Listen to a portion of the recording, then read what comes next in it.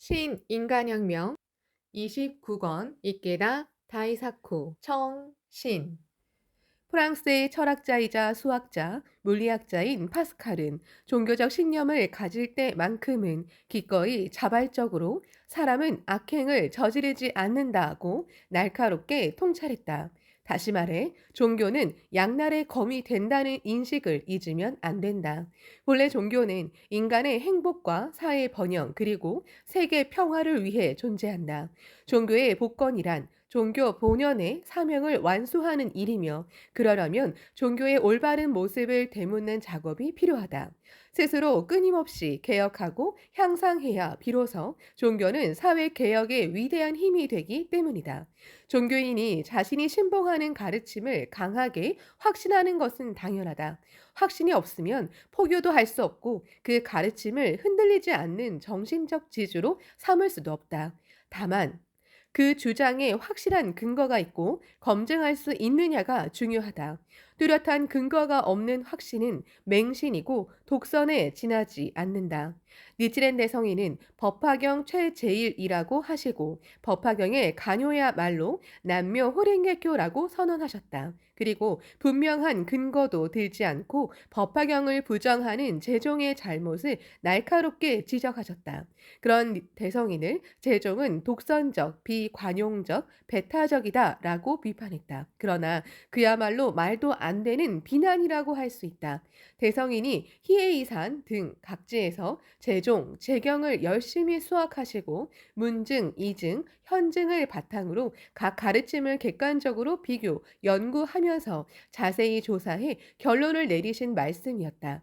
요컨대 치밀한 검증을 바탕으로 얻은 확신이다. 또 대성인은 제종의 승려들에게 불교의 진실한 가르침이 무엇인지를 폭넓게 논의하고 대화하자고 거듭 제안하셨다. 그리고 대성인은 지자에게 아이가 타파되지 않는 한 채용하지 않으리라 어서 232조 나보다 훨씬 뛰어난 지자가 더 올바르고 깊은 가르침을 나타낸다면 그 가르침을 따르겠다고 분명히 말씀하셨다. 이 말씀에는 종교가 삶의 자세와 행불행을 결정짓는 근본의 가르침이므로 독선을 철저히 배제하고 진실을 규명해 공개해야 한다는 진지한 탐구와 구도의 자세가 나타나 있다. 더불어 절대로 법론에서 지지 않는다는 대확신을 바탕으로 말씀하셨다는 점은 말할 나위도 없다. 견고한 종교적 신념을 가지고 열린 논의를 하는 것은 배타성, 비관용과는 전혀 다르다. 이성적인 종교 비판은 종교의 가르침을 검증하고 향상시키는데 오히려 필수 불가결한 요건이라고 할 수 있다. 공적인 자리에서 법론을 하자고 일관하여 주장하신 대성인에 대해 제종의 승려들은 그 제안을 거부하고 막부의 권력자와 결탁하여 박해와 탄압을 가했다. 대성인은 1253년 4월 28일 세이초사에서 입종 선언을 하시고 첫 설법 때부터 이미 연불은 그릇된 가르침이라고 지적하셨다. 당시 연불 신앙은 민중의 이행으로서 제종에게 인정받은 데다 전수 연불을 설하는 혼연의 문화들이 널리 유포해 크게 유행했다. 난행의 반대말인 이행은 행하기 쉬운 수행을 뜻한다. 또 전수 연불이란 오로지 연불만 부르면 죽은 뒤에 서방 극락 정토에 갈 수 있다는 가르침이다. 세상에는 기근이 들고 역병이 돌아 말법 사상을 바탕으로 하는 염세주의가 만연했다. 이 세상은 예토이고 서방 10만 억토라는 타토에 왕생하는 길만이 구원받는 유일한 방법이다라는 연불신앙에 사람들의 마음이 기울었다. 그러나 이 가르침은 사람들을 현실에서 도피하게 만들고 타력에만 의지하는 무기력한 사람으로 만들었다. 말하자면 스스로 행복해지려는 노력을 포기하게 만들어 사회를 향상시키고 발전시키려는 의욕을 빼앗아 버렸다. 그야말로 인간을 약하게 만드는 작용이었다. 더구나 혼에는 연불 이외의 가르침, 다시 말해 법화경을 비롯한 다른 가르침에 대해 사패각포, 버려라, 닫아라, 젖혀 놓아라, 내던져라 하라고 말했다. 호넬의 제자들은 문증, 이증, 현증을 모두 무시한 독선적이고 배타적인 이러한 주장을 활발하게 펼쳤다. 법화경은 모든 사람에게 똑같이 부처의 생명이 있다고 설하는 만인 성불의 가르침이다.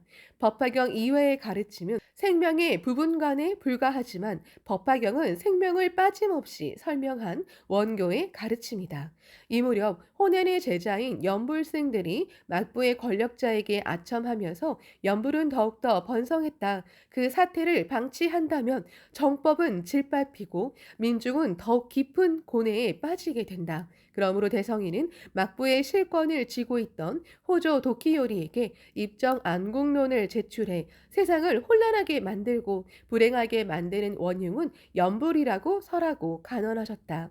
대성인이 입정 안국론을 쓰실 무렵 가마쿠라는 대규모 지진이 빈번하게 일어나고 기근이 이어졌으며 역병이 만연했다. 시대를 막론하고 사람은 최악의 사태가 이어지면 자신이 놓인 환경과 사회에 절망을 느끼고 아무리 해도 더 이상은 소용없다는 마음에 이러한 괴로운 현실에서 어떻게든 벗어나고 싶다고 생각하기 마련이다. 그리고 지금 있는 곳에서 노력하고 궁리해서 지금의 상황을 이겨내려고는 하지 않고 될 대로 되라며 포기하거나 그저 수동적으로 받아들이게 되고 만다. 그 결과 불행이 되풀이 된다.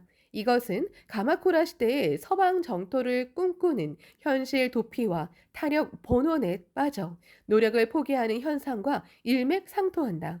말하자면 연불 사상은 인간이 궁지에 몰려 고뇌에 잠길 때 빠지기 쉬운 생명 경향의 상징적인 유형이기도 하다. 요컨대 사람은 연불지향적인 생명의 작용을 가지고 있기 때문에 연불에 동조하게 된다. 대성에는 연불을 파절하여 포기, 현실 도피, 무기력이라는 인간의 생명에 내재하면서 결과적으로 사람을 불행하게 만드는 약한 마음을 뿌리째 뽑으려고 하셨다. 대성이는 법화경을 봉지하는 곳을 당의 도량이라고 하며 이곳을 떠나서 저곳으로 가는 것이 아니니라. 어서 781쪽라고 외치셨다. 남묘 호랭개교라고 부르고 신심에 힘쓰는 곳이 성불에 이르는 불도 수행의 장소이다. 지금 있는 곳에서 떠나 어딘가로 가는 것이 아니다.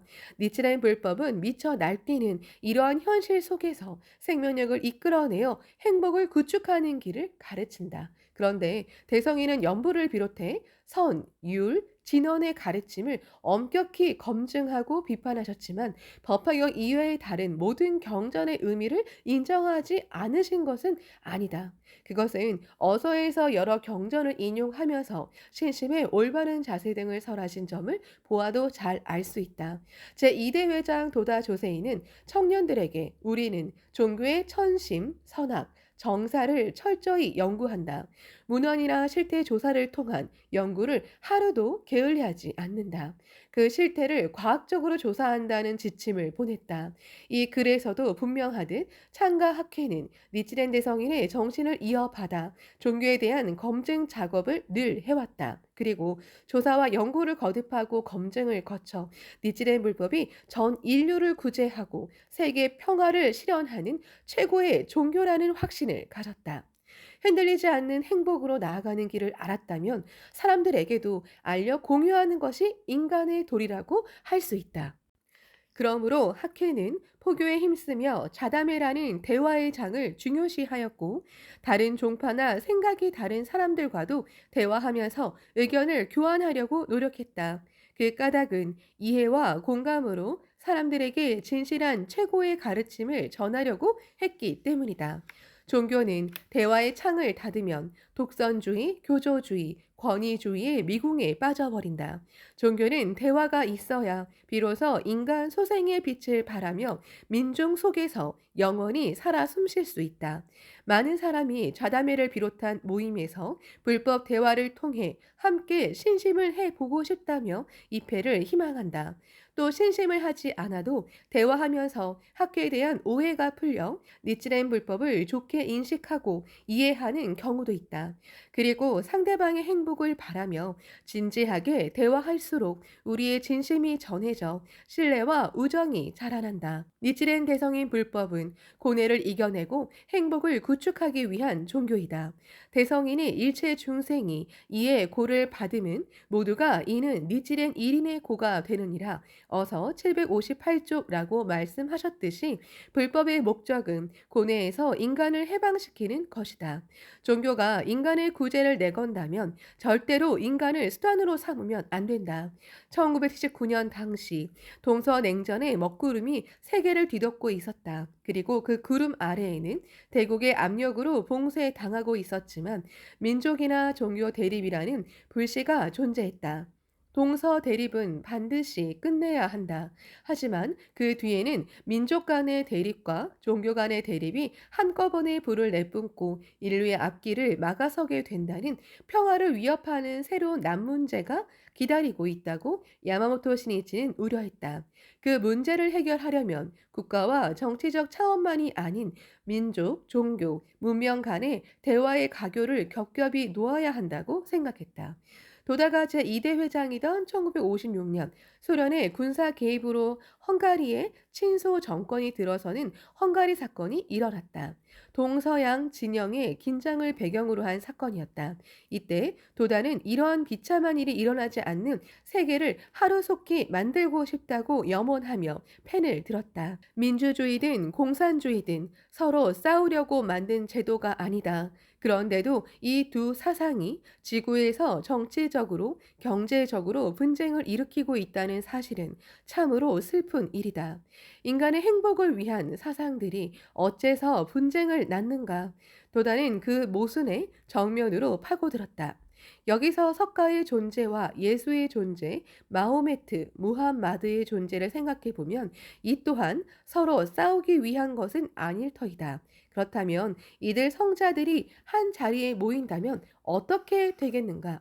이들 성자와 함께 마르크스와 리카도도 참석한다면, 아니 칸트와 천태대사까지 포함해 크게 회의를 연다면 절대 이러한 잘못된 협의를 하지 않을 것이다. 도다는 분쟁의 원인에 대해 사상과 종교의 창시자라는 대선배의 의견을 올바르게 받아들이지 못했기 때문에 이기심과 질투 그리고 분노에 사로잡혀 대중을 그르치게 만든 것이 아니겠는가라고 말했다.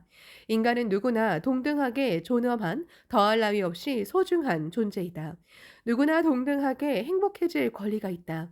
누구나 동등하게 평화롭게 살 권리가 있다.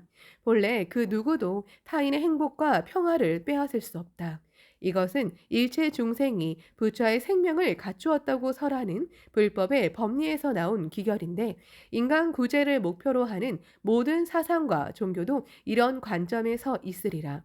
도다 조세이가 말한 대로 예수나 마호메트 등 이 세상의 현인과 성인들은 종교적, 사상적인 신조는 달라도 인간의 행복이 근본 목적이라는 점에는 곧바로 합의할 것이다. 그리고 이 합의를 기점으로 끊임없이 대화해 역사적으로 복잡하게 얽힌 편견과 차별, 미움과 증오의 실타래를 풀어 공전, 공영의 평화도를 그릴 것이 틀림없다. 인류의 행복과 평화를 위해 종교인에게 필요한 자세는 가르침은 달라도 각 종교의 출발점인 구제하려는 마음에 서로 경의를 표하면서 인류가 안고 있는 여러 문제를 해결하려고 노력하는 행동이리라. 하물며 니치렌 불법이 기반으로 하는 법화경은 모든 사람은 부처의 생명을 갖춘 비할 바 없이 존엄한 존재라고 설한다. 그러므로 그 가르침을 신봉하는 우리는 어떤 종교를 믿는 사람일지라도 존경해야 한다. 이 지구상에는 사상, 종교, 국가, 민족 등 여러 면에서 서로 다른 인간이 살고 있다. 그 차이에 얽매여 사람을 분단하고 차별하고 배척하는 사상과 삶의 자세야말로 분쟁을 낳고 평화를 파괴하고 인류를 불행하게 만드는 원흉이고 마성이다. 인간은 같은 지구 민족이라고 도다가 제창한 지구 민족주의는 그 마성에 저항하는 인류 결합의 사상이다. 종교인이 되돌아가야 할 곳은 모든 차이를 제거한 인간과 생명이라는 원점이다. 그리고 보편적인 공통점에 바탕을 둔 대화야말로 멀리 돌아가는 듯이 보이지만 상호 불신에서 상호 이해로, 분단에서 결합으로, 미움에서 우정으로 키를 크게 돌리는 평화 창조의 힘이 된다. 인류는 때때로 분교 사태를 무력으로 해결하려고 했다. 그것이 가장 빠르고 효과적인 방법이라고 생각했기 때문이다. 그러나 무력 행사는 사태를 더욱 진흙탕 싸움으로 만들어 원한과 증오심만 키웠을 뿐 문제를 해결하지 못했다.